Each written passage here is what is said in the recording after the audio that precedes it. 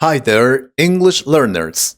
Welcome back to the channel where we bring real life conversations to help you speak English better every single day.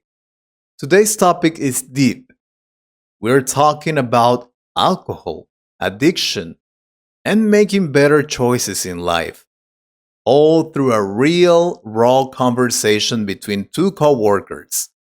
One of them often shows up to work still drunk or hungover. The other is genuinely concerned. This is not just a language lesson, it's a life lesson.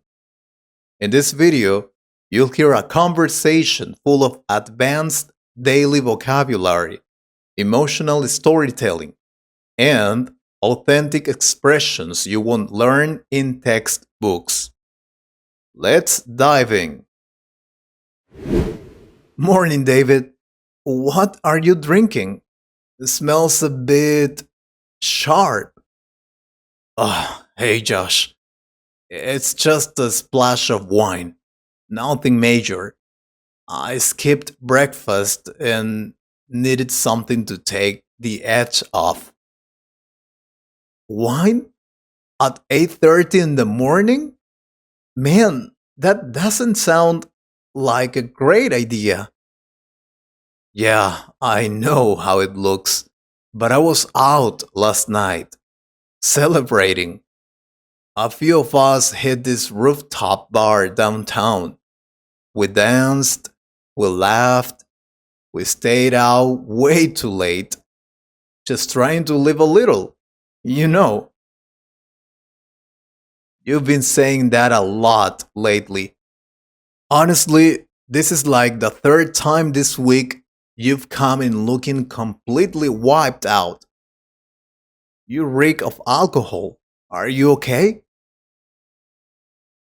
I'm fine. Seriously. I'm just enjoying life. I mean, we're only young once, right? That's true, but this is becoming a pattern. This kind of behavior isn't sustainable, David.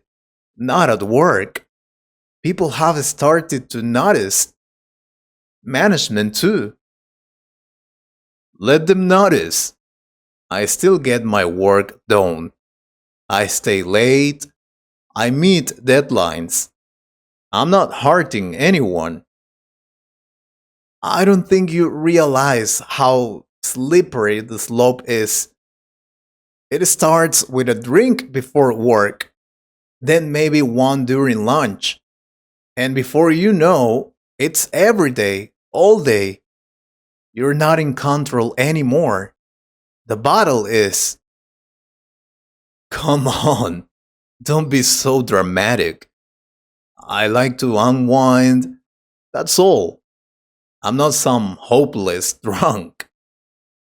You're not yet, but you're heading down that road. Look, remember Tony, our old team leader?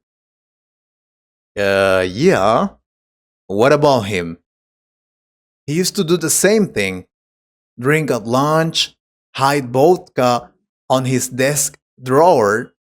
People laughed at first, joked about it, but then he missed meetings. He started snapping at clients.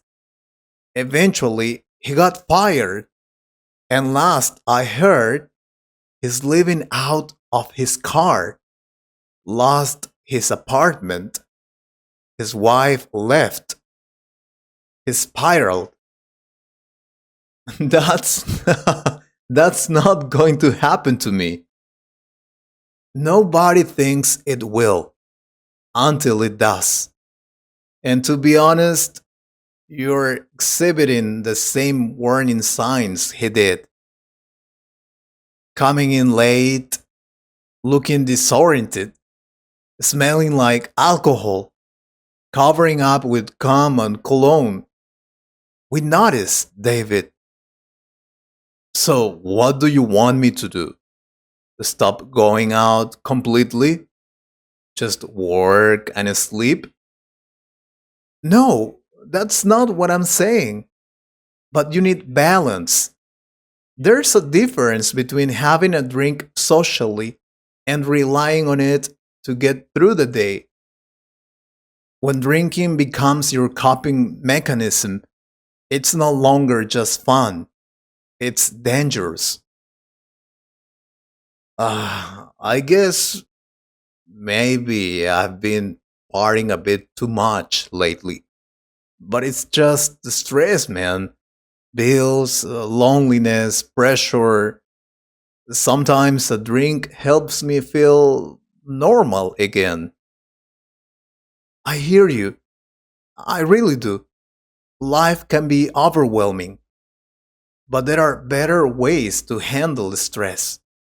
Therapy, exercise, journaling, even just talking it out. You're not alone, man. You really think I have a problem?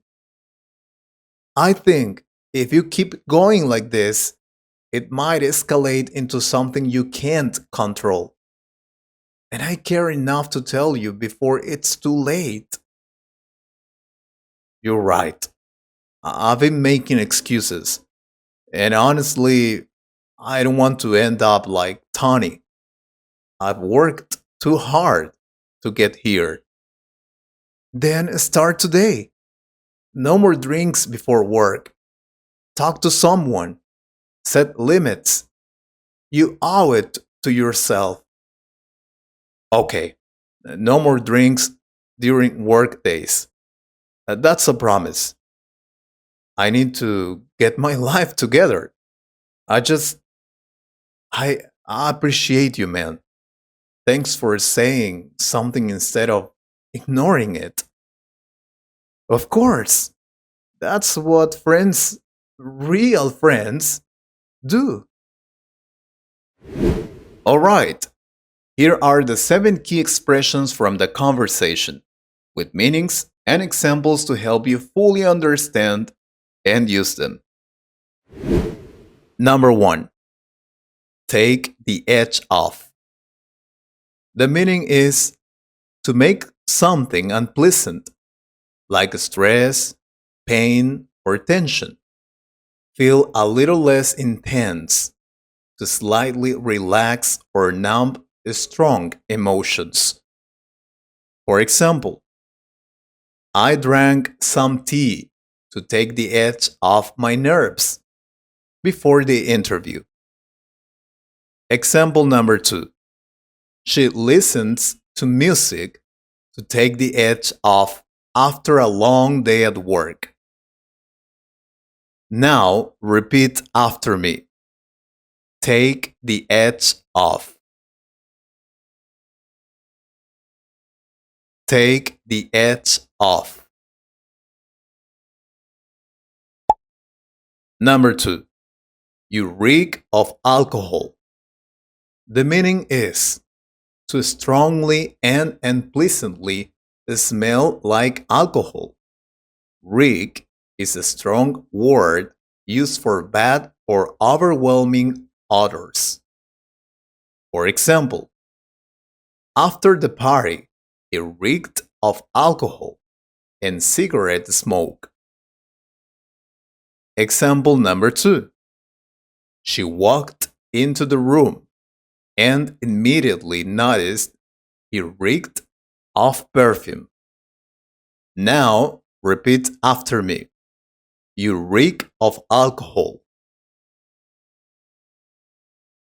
You reek of alcohol. Number 3. This kind of behavior isn't sustainable. The meaning is this way of acting or living can't continue for long without negative consequences. It's unhealthy or unstable in the long term. For example, sleeping only 3 hours a night isn't sustainable. Your body will crash. Example number 2. Spending more money than you earn is not sustainable in the long run. Now repeat after me. This kind of behavior isn't sustainable.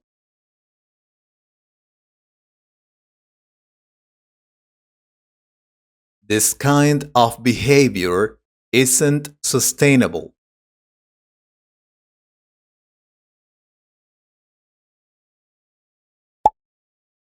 Number 4. Slippery slope. The meaning is a situation or decision that seems small but can quickly lead to serious negative consequences if not stopped early. For example, skipping one class turned into missing a whole semester. It was a slippery slope. Example number 2. Lying to your boss is a slippery slope. One lie leads to another. Now repeat after me. Slippery slope. Slippery slope.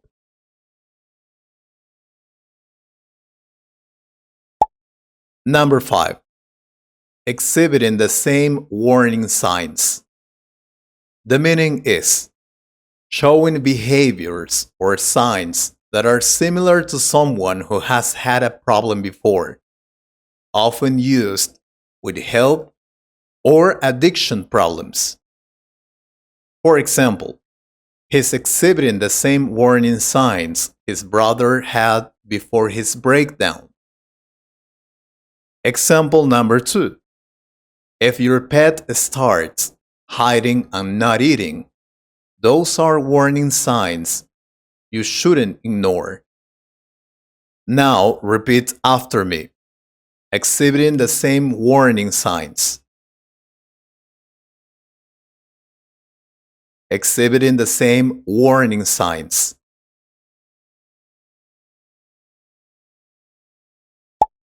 Number 6. When drinking becomes your coping mechanism. The meaning is a coping mechanism is something you use to deal with stress or problems. If alcohol is your main tool to handle life, it becomes unhealthy. For example, she realized food had become her coping mechanism during hard times. Example number 2. If anger is your coping mechanism, it can ruin your relationships. Now repeat after me. When drinking becomes your coping mechanism.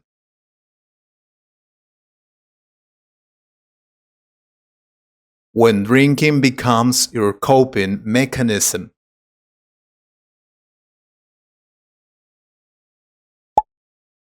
Number 7. Might escalate into something you can't control. The meaning is it might grow or become more serious over time, to the point where you lose control of the situation.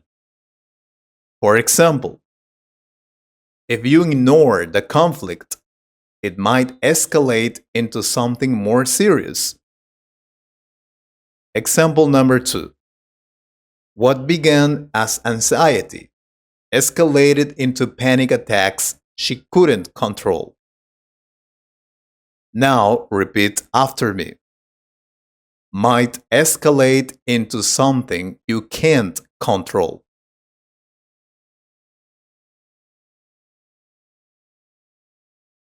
Might escalate into something you can't control.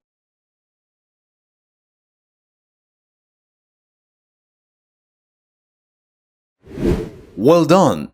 Now, shadowing section. Repeat each phrase after a short pause, trying to match the rhythm, pronunciation, and intonation. Do this 2 to 3 times for each sentence to train your mouth and ears in real English flow. I skipped breakfast and needed something to take the edge off.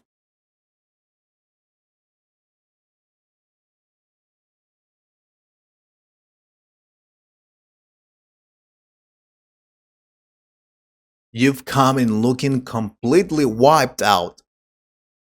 You reek of alcohol. Are you okay?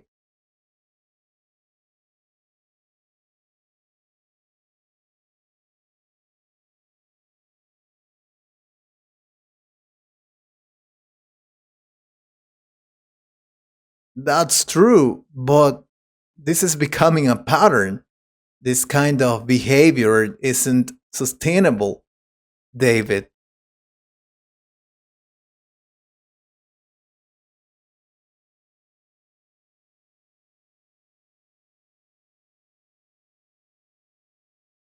I don't think you realize how slippery the slope is.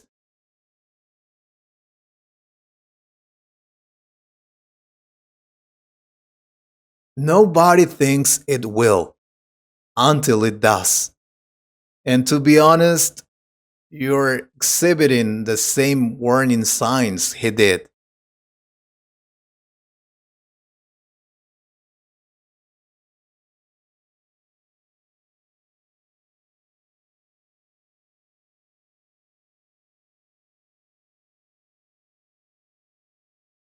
When drinking becomes your coping mechanism, it's no longer just fun, it's dangerous.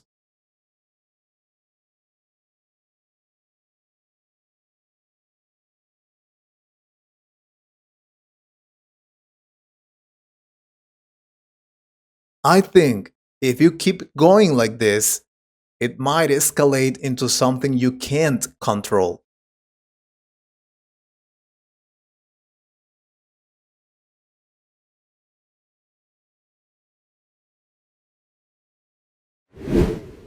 Excellent. Now you will answer three questions about the conversation. You will be given some seconds to answer the question and then I will give you the answer. I recommend you to repeat the conversation part again before you go to this section. Remember, these questions are comprehension questions, and sometimes there is not an exact answer, but the main idea. Let's start. Question number one. Why does Carlos say he's drinking wine in the morning? The answer is Carlos says he's drinking a little wine because he didn't have breakfast and he claims it helps take the edge off. He tries to downplay it as something harmless, but it's clear he's still hungover from the night before. Question number two. How does Jeremy try to help Carlos understand the seriousness of his behavior? The answer is Jeremy tells Carlos that his drinking habits are becoming dangerous.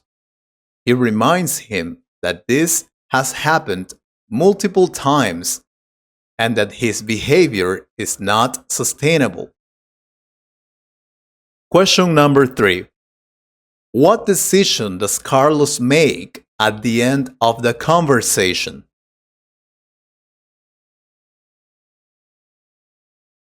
The answer is by the end of the conversation, Carlos admits that Jeremy is right. He recognizes that he's been using alcohol to cope with the stress and promises to stop drinking on work days. And that's it for today's real life English conversation. This episode wasn't just about vocabulary, it was about making important choices in life. Did you learn something new? Was there a part of the story that made you think about your own habits or someone you know? If you want to improve your English fast, shadow this conversation, review the vocabulary, and practice speaking out loud. Don't forget to like this video, subscribe to the channel, and comment below. What would you say to a friend who's struggling with addiction? Keep learning, keep growing, and remember, every word you learn is a step toward a better future. See you in the next lesson.